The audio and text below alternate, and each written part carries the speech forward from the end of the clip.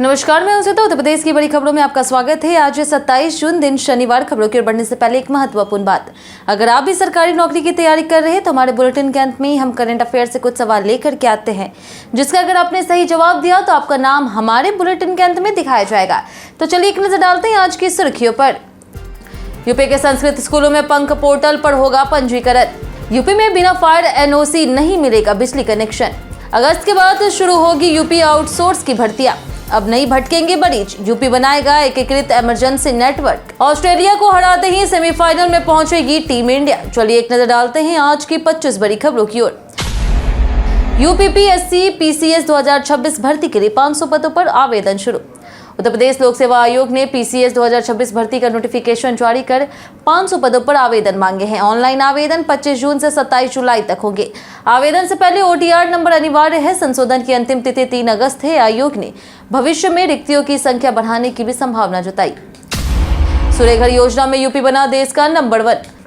उत्तर प्रदेश ने प्रधानमंत्री सूर्यघर योजना में 6.2 लाख घरों पर सोलर पैनल लगा करके देश में अग्रणी स्थान हासिल किया है। 11.27 लाख लक्ष्य का 50% पूरा हो गया है। 17% राष्ट्रीय हिस्सेदारी है।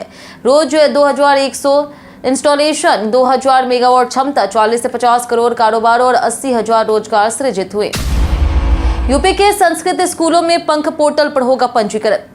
उत्तर प्रदेश के संस्कृत माध्यमिक विद्यालयों में विद्यार्थियों का पंख पोर्टल पर पंजीकरण होगा और राष्ट्रीय शिक्षा नीति 2020 के अनुरूप शैक्षणिक पंचांग लागू किया जाएगा। विद्यालयों में संस्कृत सुविचार, एनसीईआरटी, डिजिटल संसाधनों का उपयोग, नियमित निरीक्षण तथा प्रत्येक शनिवार आनंदमय दिवस के तहत रचनात्मक गतिविधियों से विद्यार्थियों का सर्वांगीण विकास सुनिश्चित किया जाएगा। यूपी में बिना फायर एनओसी नहीं मिलेगी बिजली कनेक्शन। मुख्यमंत्री योगी आदित्यनाथ ने के निर्देश पर उत्तर प्रदेश में अब अग्निशमन एनओसी के बिना किसी भवन को बिजली कनेक्शन या फिर व्यापार लाइसेंस नहीं मिलेगा। अवैध व्यवसायिक गतिविधियों पर अधिकारियों की जवाबदेही तय होगी। जिलों में सेफ्टी ऑडिट होंगे और अग्नि सुरक्षा नियमों का सख्ती से पालन कराया जाएगा। अगस्त के बाद शुरू होगी यूपी आउटसोर्स की भर्तियां। उत्तर प्रदेश में सरकारी विभागों में आउटसोर्सिंग भर्तियों के लिए युवाओं को अगस्त के बाद तक इंतजार करना होगा। यूपी डेस्को अगस्त तक भर्ती पोर्टल तैयार करेगा, जिसके बाद आउटसोर्स सेवा निगम भर्ती प्रक्रिया शुरू करेगा। निगम का गठन, अधिकारियों की नियुक्ति और कार्यालय की तैयारी पूरी हो चुकी है, जबकि सितंबर में भर्तियां शुरू होने की संभावना है। 30 जून तक पूरी होगी आंगनबाड़ी केंद्रों की विद्यालय मैपिंग। उत्तर प्रदेश सरकार 30 जून तक सभी आंगनबाड़ी केंद्रों की निकटवर्ती प्राथमिक विद्यालयों से मैपिंग कराएगी। इससे बच्चों की स्कूल तैयारी, पोषण और मिड डे मील जैसी सुविधाओं का बेहतर लाभ मिलेगा। शहरी और ग्रामीण क्षेत्रों के लिए दूरी मानक तय किए गए हैं तथा सभी विवरण पोर्टल पर अपडेट किए जाएंगे। पीलीभीत में लेपर्ड सफारी परियोजना को मिली स्वीकृति। पीलीभीत में तेंदुओं की बढ़ती संख्या को देखते हुए राज्य सरकार ने लेपर्ड सफारी स्थापित करने को मंजूरी दे दी है। पर्यावरण और वन राज्य मंत्री डॉक्टर अरुण कुमार सक्सेना ने बताया कि डीपीआर तैयार है। बैठक में Etawah lion safari, Lucknow snake venom केंद्र और चिड़ियाघरों में वन्य जीव संरक्षण की भी समीक्षा हुई। यूपी बीजेपी ने 2027 जीत के लिए साधे सामाजिक समीकरण।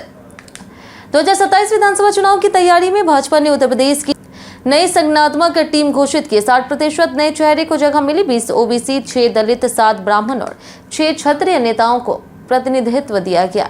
महिलाओं की संख्या भी बढ़ाई गई। संगठन में पद बढ़ाए गए हैं और कई वरिष्ठ नेताओं की जगह नए चेहरे को जिम्मेदारी मिली। मजदूर की बेटी को मिला 20 करोड़ का आयकर नोटिस।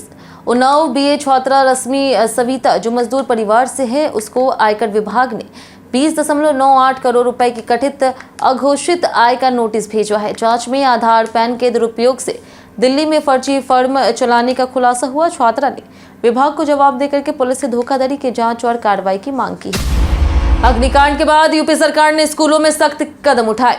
लखनऊ अग्निकांड के बाद उत्तर प्रदेश के परिषदीय विद्यालयों में अग्नि सुरक्षा व्यवस्था सख्त की जाएगी। सभी रसोई घरों, अग्निशमन यंत्र, रसोइयों को प्रशिक्षण, गैस उपकरणों के नियमित जांच, खाद्य सामग्री की गुणवत्ता और स्वच्छता सुनिश्चित करने के निर्देश जारी किए गए। अब नहीं भटकेंगे मरीज, यूपी बनाएगा एकीकृत इमरजेंसी नेटवर्क। उत्तर प्रदेश सरकार 310 अस्पतालों का एकीकृत ट्रॉमा सेंटर और इमरजेंसी नेटवर्क तैयार कर रही है। इसमें मरीजों को आपात स्थिति में भटकना नहीं पड़ेगा। पहले 48 घंटे का मुफ्त इलाज मिलेगा। नेटवर्क 108 और 112 सेवाओं टेलीमेडिसिन और डिजिटल हेल्थ सिस्टम से जुड़ करके गोल्डन आवर में तेज और बेहतर उपचार सुनिश्चित करेगा। आधार से नहीं तय होंगे रिश्ते, नए नियम हुए लागू। संपत्ति की रजिस्ट्री और विवाह पंजीकरण में अब आधार कार्ड केवल पहचान और पते के प्रमाण के रूप में मान्य होगा। पारिवारिक संबंध साबित करने के लिए जन्म प्रमाण पत्र, परिवार रजिस्टर, उत्तराधिकार अभिलेख या फिर न्यायालय के प्रमाण पत्र जैसे दस्तावेज जरूरी होंगे। साथ ही आधार ऐप के QR कोड से ऑफलाइन डिजिटल पहचान सत्यापन किया जाएगा। दूसरी बेटी की पढ़ाई के लिए सरकार बनाएगी नई योजना। उत्तर प्रदेश सरकार दूसरी बेटी की शिक्षा को बढ़ावा देने के लिए नई योजना तैयार करी। माध्यमिक शिक्षा विभाग ने 7 जिलों में DIOS से यूपी बोर्ड, CBSE और ICSE से संबंध स्वायत्त पोषित स्कूलों की कक्षा 9 से 12 तक की ट्यूशन फीस का पूरा विवरण मांगा है। इसी आधार पर योजना का स्वरूप तय होगा। कुर्सी रोड के 6 लेन बनने से सफर होगा आसान।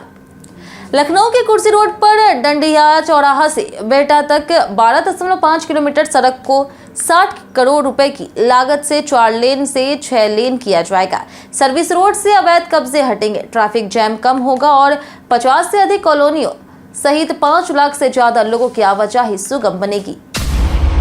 यूपी पुलिस मुठभेड़ में शार्प शूटर मेहताब हुआ ढेर। उत्तर प्रदेश के शामली में पुलिस मुठभेड़ में 50,000 रुपए का इनामी शार्प शूटर मेहताब उर्फ बेचैन मारा गया है। उस पर 3 दर्जन से अधिक मुकदमे दर्ज थे। मुठभेड़ में एक पुलिसकर्मी घायल हुआ। पुलिस ने कार्बाइन, पिस्तौल और कारतूस बरामद किए। फरार साथी बदमाश की तलाश जारी है। दान चोरी विवाद में चंपत राय, अनिल मिश्रा ने दिया इस्तीफा। राम मंदिर चढ़ावा चोरी विवाद के बीच ट्रस्ट के महासचिव चंपत राय और ट्रस्टी अनिल मिश्रा ने कथित तौर पर इस्तीफा दे दिया। VHP अध्यक्ष आलोक कुमार ने दोनों समेत अन्य लोगों की जांच की मांग की थी। मामले में 8 आरोपी गिरफ्तार है। ट्रस्ट की बैठक के बाद इस्तीफे की खबर सामने आई।